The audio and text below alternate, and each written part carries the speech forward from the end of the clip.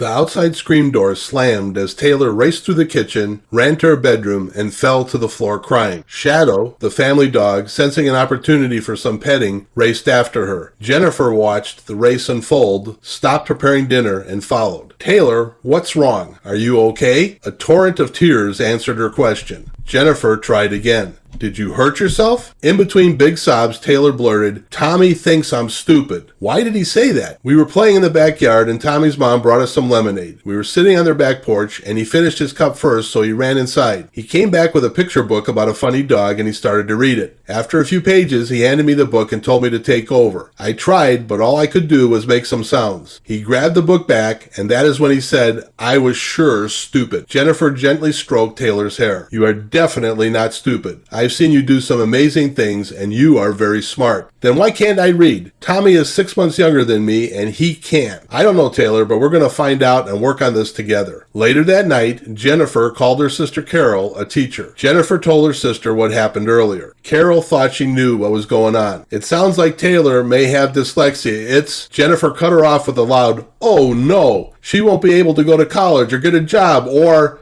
It was Carol's turn to cut off Jennifer. Stop it. Calm down, Jennifer. 1 in 5 kids have dyslexia. There are a lot of ways to help them read. You and she can work together to find the best way for her to learn. Jennifer let out a long sigh. Carol continued. There are some things you need to know, though. Dyslexia can be accompanied by struggles with math, called dyscalculia, and issues with short-term memory and developing a sense of direction. The bigger issue is the emotional stress being placed on the child. Great, so it's more than just reading. Yes, but there's also a tremendous advantage to being dyslexic. Sure, like what? Dyslexic brains are wired differently than those of non-dyslexics. That produces the issues we just talked about, but it also leads to some great gifts. Dyslexics have unique ways of solving very complex problems, and they can be highly creative. In fact, scientists are starting to believe that dyslexia may be a next step in human evolution. You're just saying that to make me feel better. I am not. I'm going to send you some stuff on dyslexia and you can see for yourself. Meanwhile, go hug Taylor and tell her Aunt Carol says hi. Then squeeze her tight and tell her the two of you are not just going to give her the tools to learn to read, but you're going on a treasure hunt to find the special gifts she already has that go with her reading problems. I will. And thanks, sis.